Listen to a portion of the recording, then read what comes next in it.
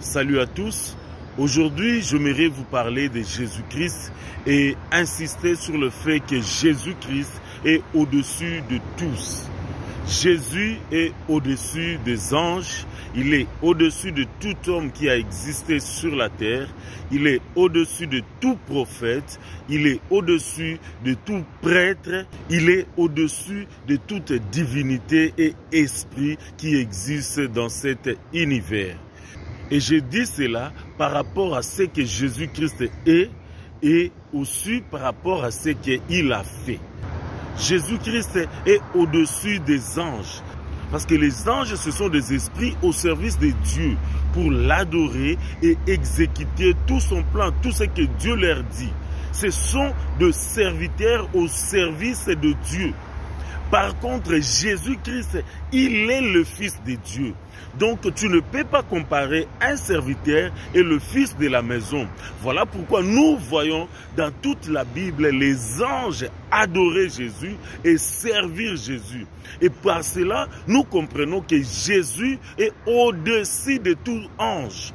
Donc, ce qu'il dit a beaucoup plus d'impact par rapport à ce que les anges disent parce qu'il est le Fils. Deuxièmement, Jésus-Christ est au-dessus de tout homme qui a existé sur la terre. Pourquoi je dis cela? Parce que tout homme est né d'un père et d'une mère. C'est-à-dire, il reçoit déjà le sang du père et de la mère, un sang qui est déjà infecté par le virus du péché à partir d'Adam. Donc cet homme automatiquement est soumis à la mort, au péché et au désir de ce monde. Voilà pourquoi il a toujours besoin de se repentir par rapport à ses péchés. Donc cet homme est un pécheur qui est déjà séparé de Dieu. Par contre, lors de la conception de Jésus, Jésus n'a pas eu de père biologique parce que c'est miraculeusement qu'il a été conçu par une vierge, la Vierge Marie. Donc le sang de Jésus n'est pas infecté par le virus du péché. Le sang de Jésus, c'est le sang de Dieu. Directement, Jésus est différent de tout homme et il est au-dessus de tout homme parce qu'il n'a pas péché. Il est le seul homme qui a marché sur la terre sans commettre un péché. Nous voyons dans la tentation, Jésus n'est pas tombé. Il n'a commis aucun péché. Il a marché sur la terre. Même lors de sa condamnation, Pilate dit, je ne vois à rien, cet homme est un innocent. Vous comprenez? Donc Jésus déjà est au-dessus de tout homme par sa conception. Son sang est divin, le sang de Dieu. Maintenant, lorsque je parle de prophètes, Jésus est au-dessus de tout prophète. La Bible nous dit que Jésus est au-dessus de Moïse. Or, si nous regardons sur la terre, il n'y a aucun prophète que Dieu a utilisé comme Moïse. Il n'y a aucun prophète qui a fait des choses comme Moïse. Moïse est le plus grand prophète de la Bible. Et la Bible nous dit que Moïse était serviteur dans la maison. Et Jésus, le Fils, Jésus est au-dessus de Moïse. Vous comprenez? Et si Jésus est au-dessus de Moïse, il est au-dessus de tous les prophètes qui ont existé et qui existent sur la terre. Il est au-dessus d'eux. Parce que le prophète, ils reçoivent des messages par rapport à Dieu ou par rapport aux anges. Ils disent toujours, ainsi parle l'Éternel. Le Seigneur m'a montré. Mais Jésus est le seul qui pouvait dire en vérité, je vous le dis.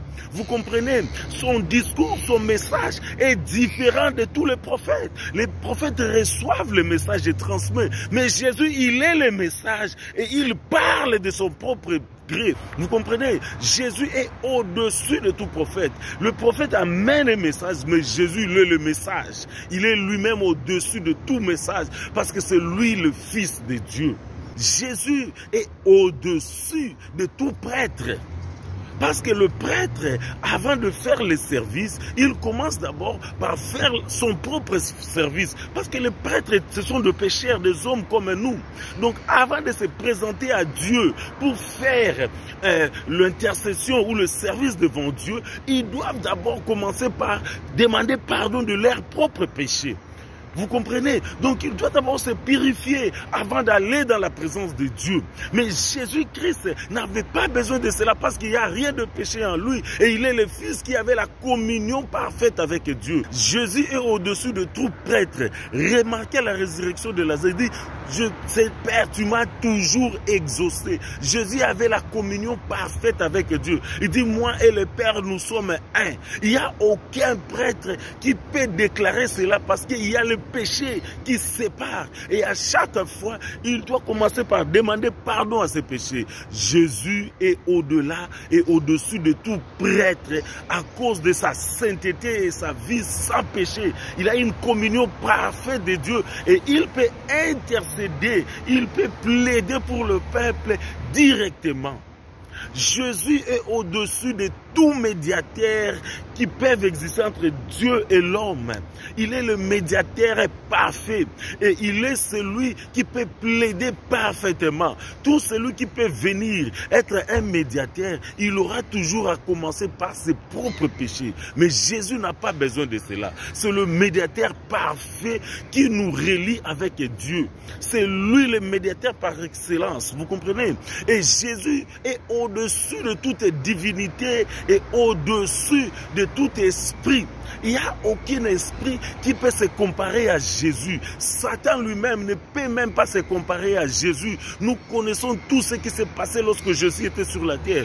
Tous les esprits mauvais tremblaient devant Jésus. Satan a essayé dans la tentation, ça n'a pas tenu jusqu'à mener à la croix. Et nous savons à la croix ce que Jésus a fait. La Bible dit, il a détruit et il a écrasé celui qui avait les puissances de la mort, c'est-à-dire Satan. Il a écrasé Satan sur la croix. Donc, Jésus est au-dessus de tout. Il est au-dessus des anges, il est au-dessus de tout homme, il est au-dessus de tout prophète, il est au-dessus de tout médiateur, il est au-dessus de toute divinité et esprit. Et à cause de cela, nous disons que Jésus est au-dessus de tout. Parce qu'il est le Fils de Dieu. Et au-delà de cela, à cause de ce qu'il a fait. La Bible dit dans Philippiens 2, verset 5, il s'est humilié en prenant la forme de l'homme et de serviteur. Et il est allé jusqu'à la mort sur la croix. Voilà pourquoi Dieu l'a souverainement élevé. Et il a donné le nom qui est au-dessus de tout nom. Afin qu'au nom de Jésus, tout genou fléchisse sur la terre, sous la terre et dans le ciel. Au nom de Jésus, tout genou fléchisse. Jésus est élevé au-dessus de tout nom, au-dessus de tout ce qui existe. Vous comprenez? À cause de ce qu'il a fait et à cause de ce que Jésus est, il est au-dessus de tout. Il n'y a aucun homme qui est mort pour toi. Il n'y a aucun médiateur qui est mort pour toi. Mais Jésus est mort sur la croix pour nous racheter, pour nous sauver, pour nous rattacher à Dieu. Et en cela, il a vaincu toute autorité, tout pouvoir. Et il est ressuscité. Et il a dit à ses disciples, tout pouvoir m'a été donné. Vous comprenez? Jésus a tout le pouvoir. Et il est au-dessus de tout. Voilà pourquoi nous l'aimons plus que tout homme. Nous ne pouvons pas dire, oh, j'aime Branham plus que Jésus, j'aime Kimbangu plus que Jésus, j'aime Mahomet plus que Jésus, j'aime Marie plus que Jésus, j'aime le pape plus que Jésus, j'aime mon pasteur plus que Jésus. Ça n'existe pas. Jésus est au-dessus de tout. Il a dit, celui qui m'aime, celui qui aime son père ou sa mère plus que moi n'est pas digne de moi. Comprenez? Ton père et ta mère, ce sont des gens qui t'ont donné la vie. Mais Jésus dit que aimer ces gens plus que moi, tu n'es pas digne de mon royaume. Ce qui veut dire que Jésus est au-dessus de nos parents. Pourquoi? Parce que Jésus s'élève au niveau même de la création, de dire qu'il est au-dessus de notre Père, parce qu'il est celui qui nous donne la vie. Vous comprenez? Jésus est au-dessus de tout.